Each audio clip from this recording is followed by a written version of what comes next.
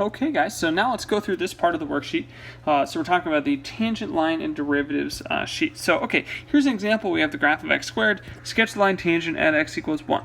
So right there, the tangent line is, I don't know, looks something like that. And again, our goal is to figure out what is the slope of that line, that blue line, that tangent line at 1.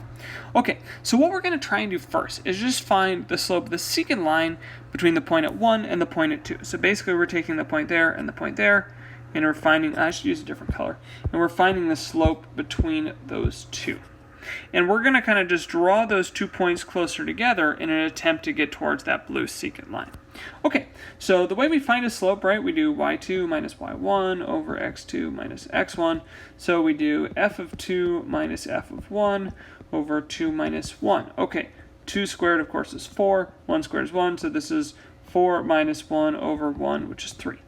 Okay, so now instead of going from 1 to 2, we're going to go from 1 to 1.1. So we're going to go from 1.1 to 1, and then do the same thing. Okay, and we'll do that. That turns out to be 0.21 over 0.1, which goes to 2.1. Okay, and now we get a little closer, so we do the next step, f of 1.01 minus f of 1 over 1.01 minus 1. Anyway, you work this out, and I believe you got 2.01. So what hopefully I saw that you notice as you get to 3 and then 2.1 then 2.01 is as you bring that second point closer and closer, right? 1.1, the 1.01, those numbers get closer and closer, it looks like, to 2. Okay, so now we're going to draw this up. So we're going to go back to some function composition. So if f of x is x squared, what is f of x plus h? Okay, so f of x is equal to x squared, so f of x plus h is equal to x plus h squared. And maybe you want to multiply that out to be x squared plus 2hx plus h squared. Okay, so now I said find f of x plus h minus f of x over h. So let's take this right here and plug it in.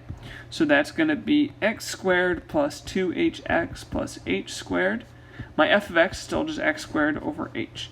And some of the cool kids recognize that the x squareds cancel, so we just end up getting 2hx plus h squared over h. And the super cool kids even notice you can factor an h, and then you have 2x plus h divided by h, and those cancel.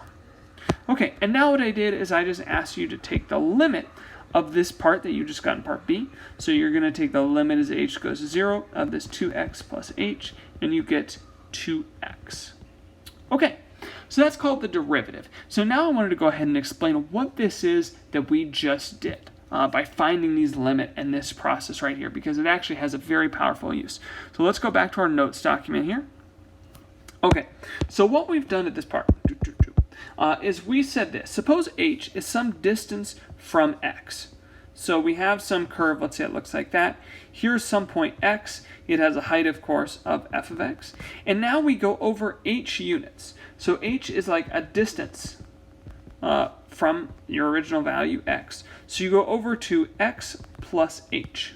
So this is what was going on in that visual in the first part of the video. And what we're doing, of course, that has a y value of f of x plus h, is we're finding the slope between those 2 points. So the slope between those 2 points is equal to, rise over run, it's f of x plus h minus f of x divided by x plus h minus x. Now again, the cool kids recognize those x values just cancel. So you actually end up just getting that slope of that line, which is a secant line between the 2 points, is equal to f of x plus h minus f of x divided by h. Okay, so then what you're doing here, what we're trying to do is see the secant line, which let's do that in blue. And the way we get the secant line was bringing those 2 points infinitely close together.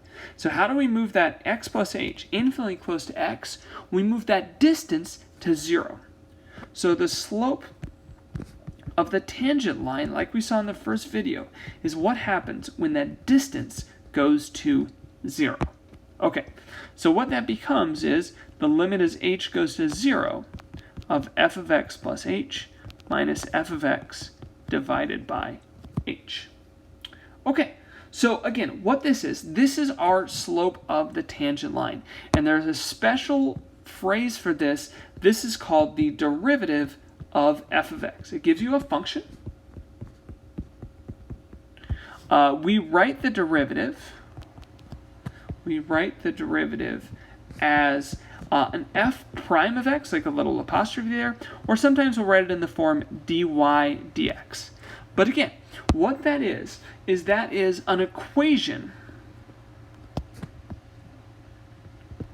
for the slope of the tangent line, or the slope of the curve.